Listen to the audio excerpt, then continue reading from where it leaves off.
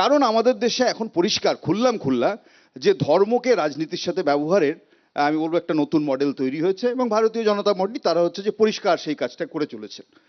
ফলে এরকম একটা অবস্থায় দাঁড়িয়ে যে ধর্ম যখন রাজনীতির আমি বলছি কেরিয়ার হয়ে যাচ্ছে, সেখানে দাঁড়িয়ে হচ্ছে ভারতবর্ষের মানুষের কি বলবো যন্ত্রণা বাড়ছে বই কমবে না। ধর্মের বর্মের মধ্যে আসলে হারিয়ে যাচ্ছে মানুষের জীবন জীবিকার ইস্যু। অর্থাৎ ভারতবর্ষের এখন যদি বলেন 140 কোটি মানুষের জীবনে, বা আমাদের রাজ্যে 10 কোটি মানুষের জীবনে শিক্ষা, কাজ, বাসস্থান, শিল্প, স্বাস্থ্য, এগুলো যতটা গুরুত্ব দিয়ে আলোচনা করা দরকার, আপনাকে কিন্তু রোববার দিন সেই রামনবমীতে দুপক্ষে কি বলবো যে দড়ি টানাটানি সেটাই হচ্ছে আমাদের দেখাতে হচ্ছে। কোথাও অসুবিধা নেই, ভারতবর্ষ ধর্মপ্রাণ মানুষের দেশ চিরকাল ছিল, রামনবমী পালন করবে, বা আমি বলছি কুম্ভ মেলাও হবে। সরকারের কাজ, যারা সরকার আসছেন বা হচ্ছেন, তাদের কাজ হচ্ছে ধর্মপ্রাণ মানুষ নির্বিঘ্নে তাদের এই কি বলবো ধর্মীয় উৎসবটা পালন করতে পারেন, তার পরিকাঠামো তার পরিবেশ এটাকে নিশ্চিত করা। কিন্তু তার বদলে হচ্ছে সরকার যদি প্লেয়ার হয়ে যান তখন হচ্ছে যে মুশকিল, বা শাসক যদি খেলতে শুরু করেন।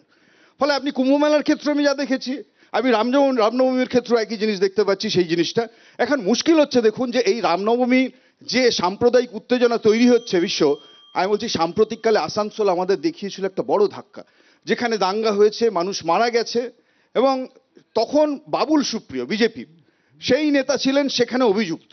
আমরা কি দেখলাম যে সেরকম দাঙ্গা জায়গায় জায়গায় যারা হচ্ছে, তারা হচ্ছে যে সেই দাঙ্গা করার পর তারা রিওয়ার্ডেড হচ্ছেন, তারা ফিরে চলে আসছেন তৃণমূল কংগ্রেসে, তারা আসন অলঙ্কৃত করছেন, মুখ্যমন্ত্রী সভায় পাচ্ছেন।